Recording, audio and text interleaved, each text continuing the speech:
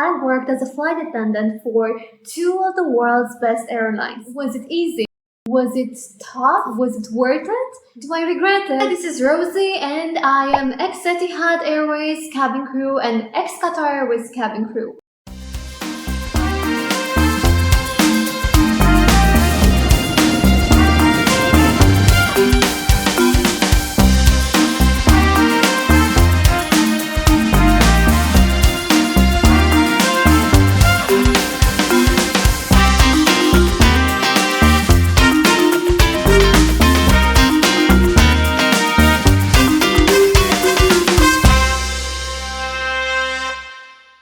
Let's start with the beginning.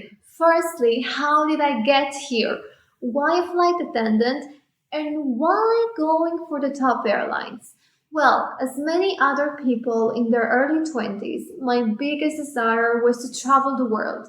So I researched ways on how to make this possible. The option that seemed to me the best was to become a flight attendant. Traveling the world while getting paid. Easy, right? So the next step was to make a detailed research about airlines around the world. Their advantages such as destinations, salary, benefits, and of course the requirements of the company is looking for in their candidates.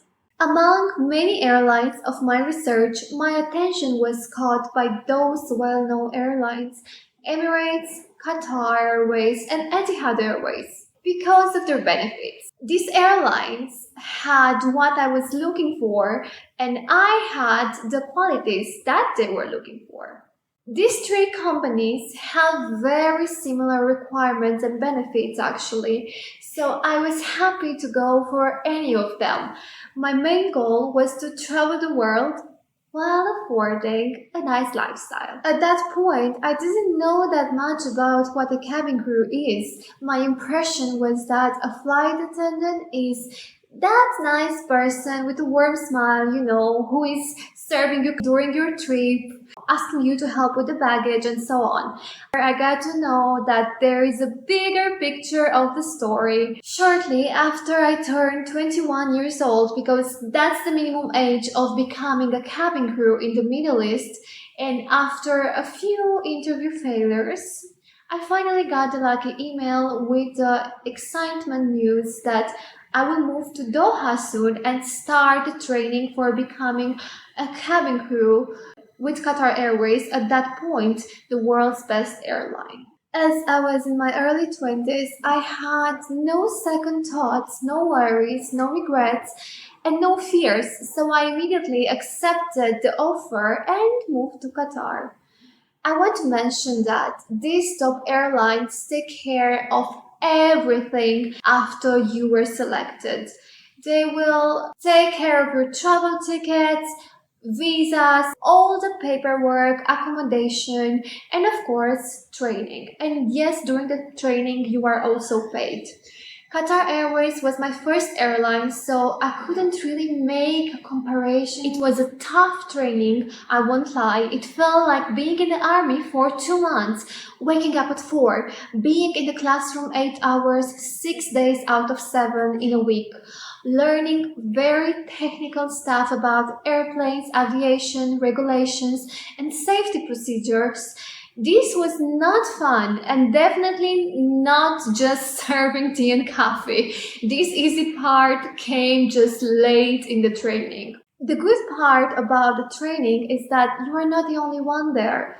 There are more newbies with you, so you can create friendships while you are suffering together. I'm saying suffering because your first ever cabin crew training will be very stressful, as there are so many things you've never heard before and even many new words which you don't understand. I was the youngest in my batch at that point, so because of my lack of experience in general, I found my beginning in the company quite harsh. Anyway, after 2 intense months of hard work, I got my flying license.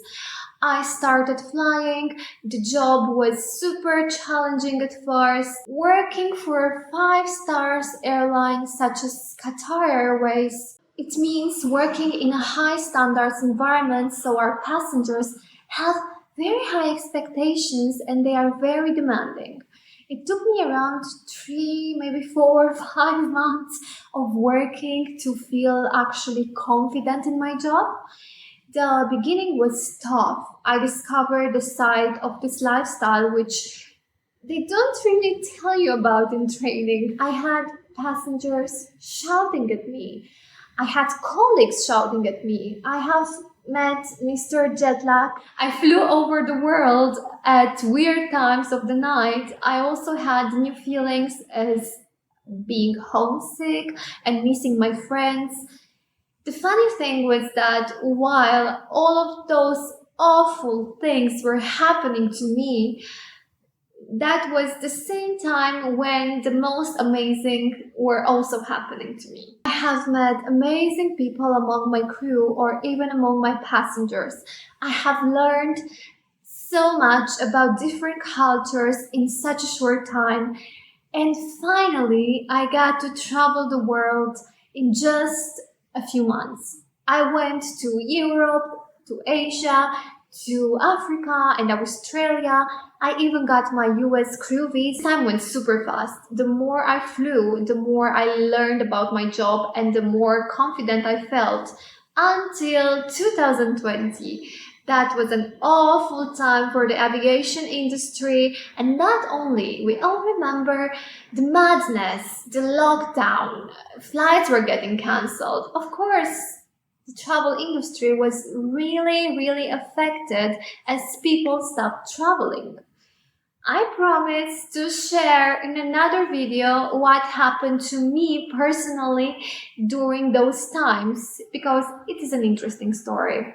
But just to end this part of this episode, I will shortly explain to you that I simply lost my job because of the worldwide pandemic situation. It wasn't my fault. Unfortunately, it happened to thousands of crew to lose their jobs.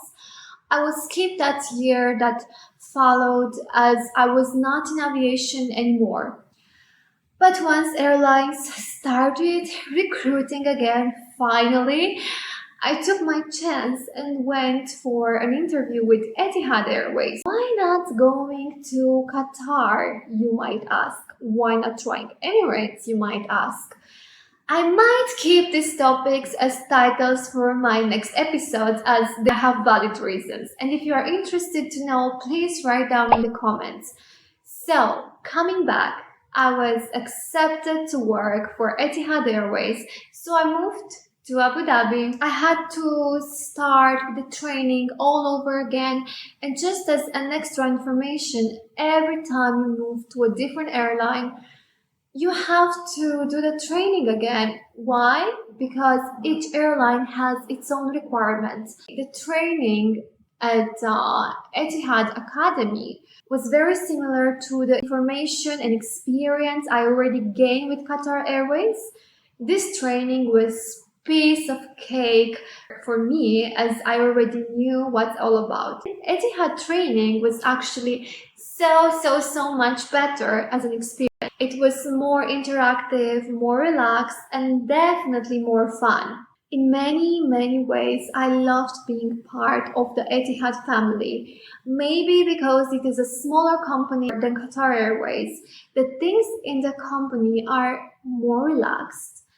Less rules, less pressure, less toxicity. In Qatar Airways, there was a lot of pressure on us and also many fun rules to be followed. I had a great time while being with Etihad, lots of friends, many stories and many adventures. But this time it was my decision to leave. Why have I left? There are many reasons which I will definitely approach on this YouTube channel step by step. But just to keep it brief, It was a hard decision, but it had to do with my personal life this time. Life with me changing, having different goals and different priorities, and also with me growing up. If I go back, no. If I miss it, yes.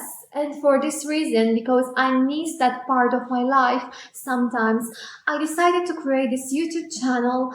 This way, I can create a personal journal of my memories while helping others with my knowledge and my support.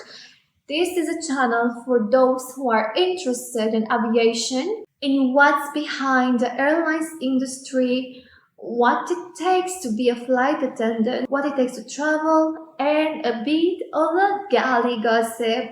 Being a flight attendant changed my life in so many ways. It was the best decision I've ever made to spend my early 20s. This episode is meant to be a brief introduction about who am I and what I do. There is more coming up. One last thing, I must mention that this is my very first YouTube post.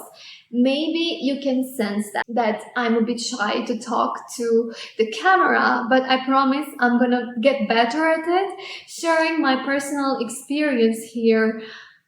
Opening myself, it is not easy, but I want to do it so I can have a positive influence on those interested on this subject. As this is my very beginning into a social media life, it really means a lot for me if you will encourage me by subscribing to my channel and sharing these videos with your friends and the ones you know they might be interested in aviation. Thank you and see you on my next episode.